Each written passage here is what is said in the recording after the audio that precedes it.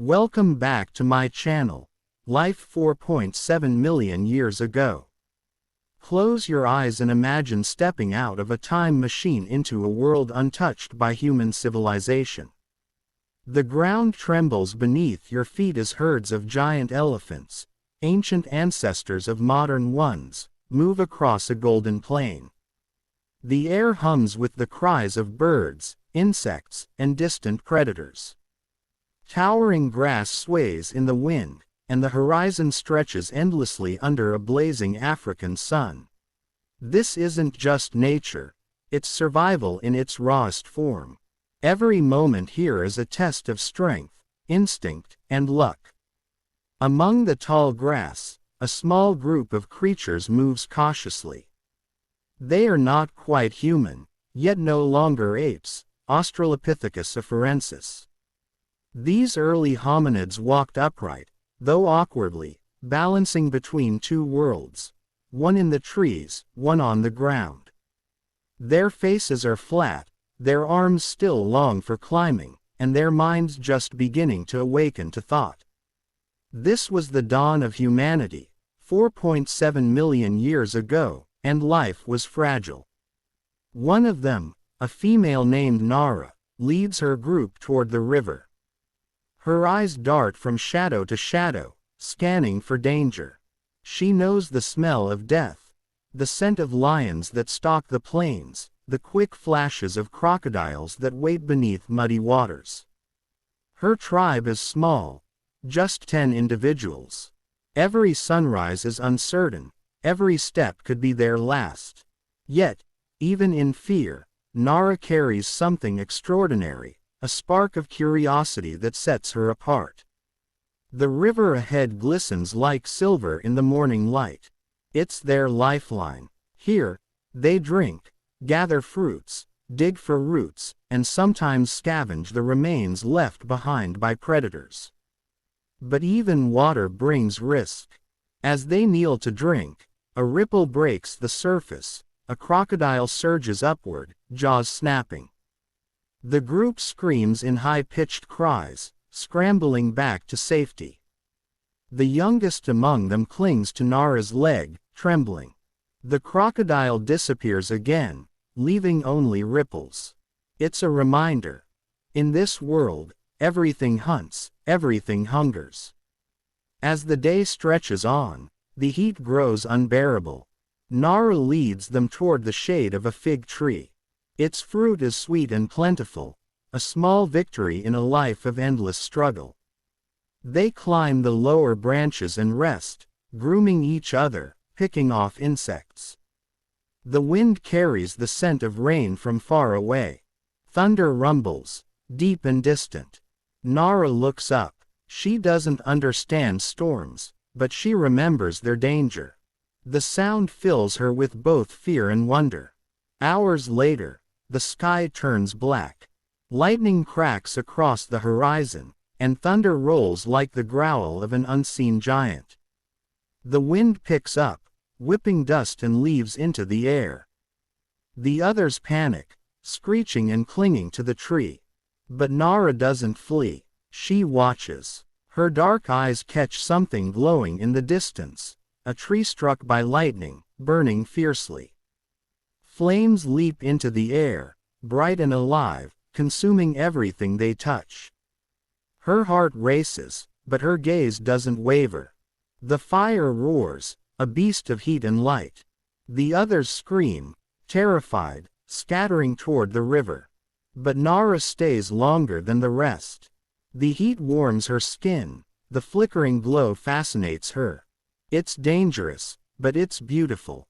She has no words, no language to describe what she feels, but deep inside her primitive mind, something ancient stirs. A thought, a recognition. This could be more than fear. When the fire finally dies out, the land is blackened and still. The smell of smoke lingers in the air. Nara walks through the ashes cautiously. Beneath the charred remains, she finds roasted fruit and small animals cooked by the flames. She tastes one, warm, soft, rich in flavor. It's the first cooked food any of her kind has ever eaten.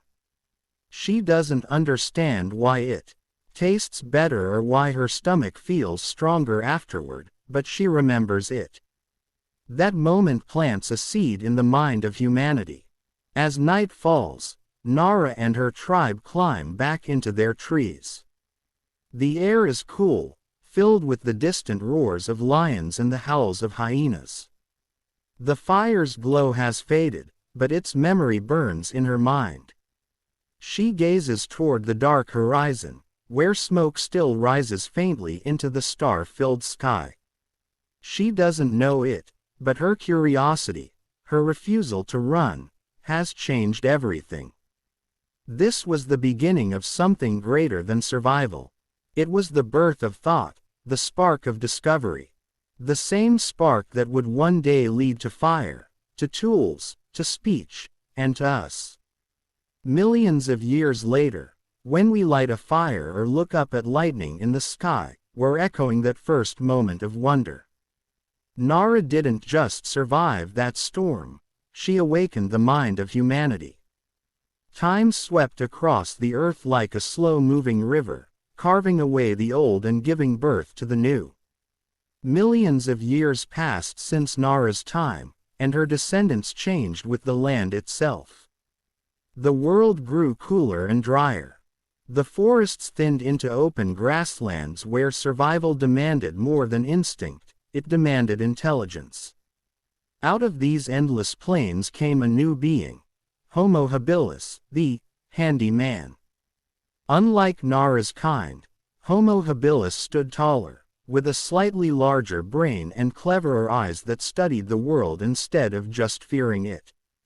One of them was named Kanu, a young male with strong hands and a spark of curiosity that echoed the same fire that once lived in Nara's gaze.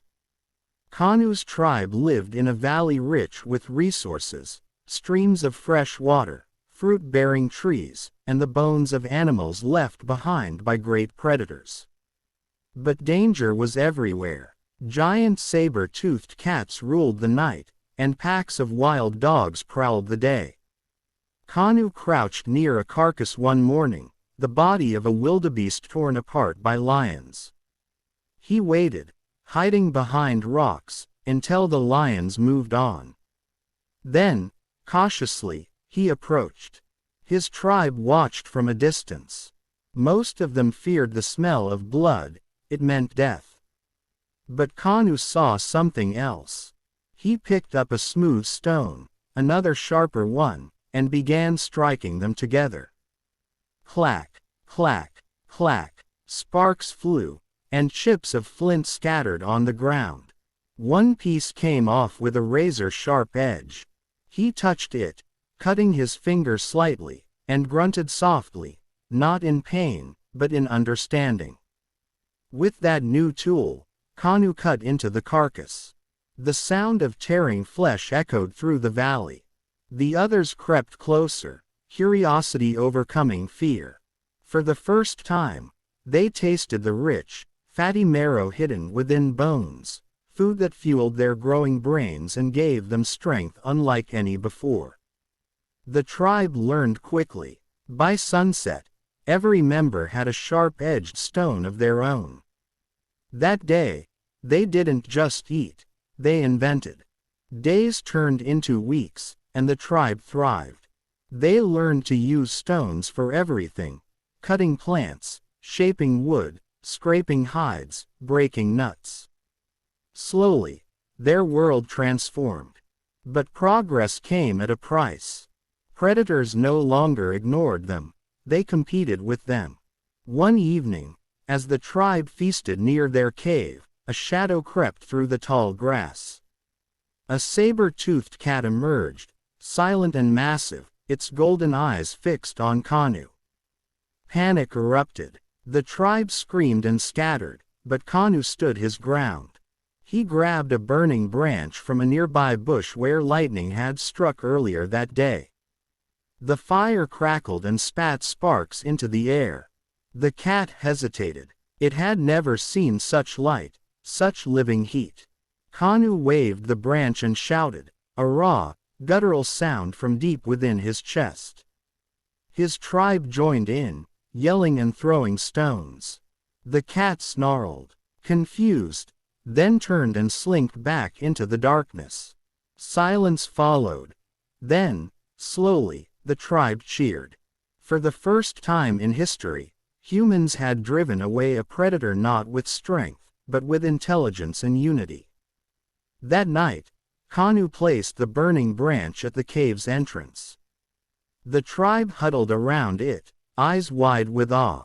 The warmth reached their skin, chasing away the chill of the wind. Shadows danced across the cave walls, flickering shapes of humans and firelight. The smell of smoke filled the air, and something inside their minds stirred, a feeling of safety, power, and belonging. The fire was alive. They learned to feed it, to keep it burning through the night.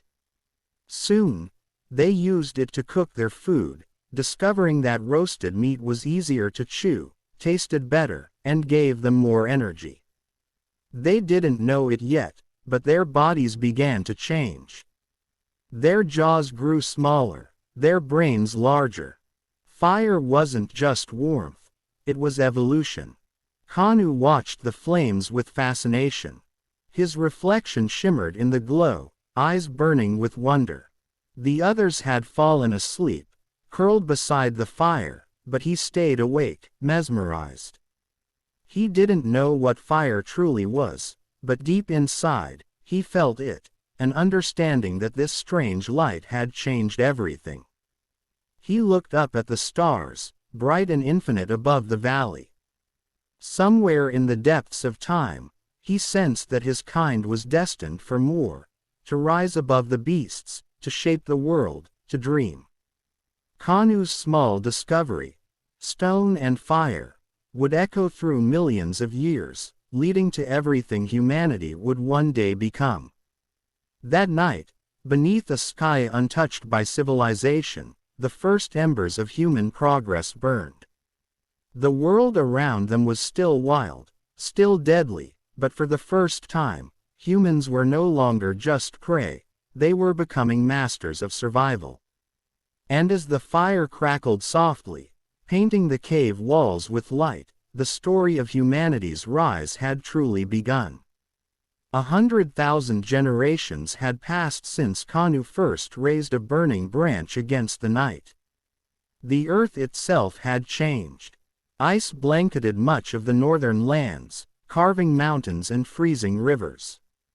Giant mammoths and woolly rhinoceroses roamed through endless tundras, while saber-toothed cats and cave bears stalked the forests. Yet amid all this danger, one species had risen above all others, Homo sapiens, the modern human. They stood tall, walked gracefully, and carried in their skulls the most powerful weapon nature had ever forged, a mind capable of imagination, memory, and dreams. The humans were no longer scavengers or frightened survivors. They were hunters, toolmakers, and storytellers. But even more than that, they had begun to understand. One evening, under the shimmering sky of an African plain, a woman named Sira sat beside a crackling fire. Sparks drifted upward, vanishing into the night like stars taking flight. Around her sat her tribe, men, women, and children huddled in furs, their faces glowing in the amber light.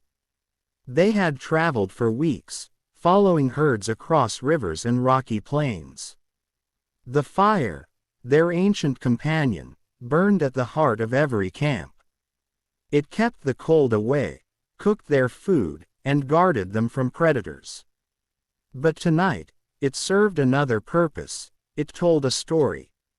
Sira's voice rose softly, rhythmic and calm. Her words were simple but powerful, carried through a language that had taken thousands of years to form. She spoke of the great hunt, of bravery and loss, of the ancestors who first walked upright and tamed the flame. The children listened wide-eyed, their imaginations ignited by her words. In their faces, she saw something sacred, the same spark Nara felt before the fire, the same wonder Kanu saw in the dancing flames. Humanity had evolved, but its soul remained the same. The night grew colder, but no one moved from the warmth of the circle. The fire cast moving shadows on the walls of a nearby cave, where drawings of animals, buffalo, lions, mammoths, covered the stone. These were not mere decorations. They were messages, memories carved in pigment and stone. Each stroke of paint was a way to remember, to communicate, to give meaning to life. For the first time, humans were not just surviving, they were creating. Days turned into weeks, and the tribe continued their journey northward. They hunted in teams, using spears tipped with sharpened stones and fire-hardened wood. They built shelters from branches and hides, learned to store food, and crafted clothing from furs. Cooperation became their greatest strength. Where once fear ruled, now planning and strategy thrived. When wolves threatened their camp, they drove them away together. When the cold grew harsh, they learned to make tools that scraped hides into warm clothing. Sira's mate, Torin, was a skilled hunter. He taught the younger men how to read the wind, how to track prey through footprints and scent. Yet he often said that it was Sira's stories, not his hunting, that truly kept the tribe alive. Hunting feeds the body, he would say, but stories feed the spirit. One evening, as snow began to fall, the tribe gathered once again around the fire. The stars shimmered brighter than ever, and Sira's son, a curious boy named Leko, pointed to the sky. "Mother," he asked, "what are those lights?" Sira smiled and looked upward. "They are the eyes of our ancestors," she said. "They watch over us and guide our path." In that moment, myth was born. The first spark of belief, of spirituality, of the idea that life was more than what the eye could see. As time passed, Sira's tribe spread further across the land.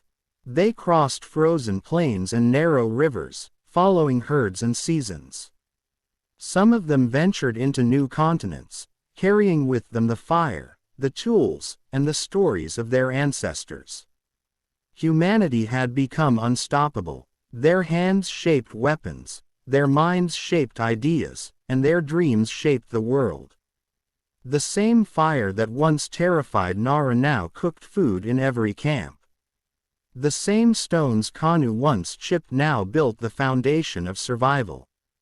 And the same imagination that flickered in Sira's stories would one day lead to art, religion, and civilization. Humanity had learned not just to exist, but to thrive. When Sira grew old, she often sat beside the fire, her hands wrinkled, her eyes still bright with that ancient curiosity. One night, she whispered to her son, "Never forget the flame. It is not just fire, it is us."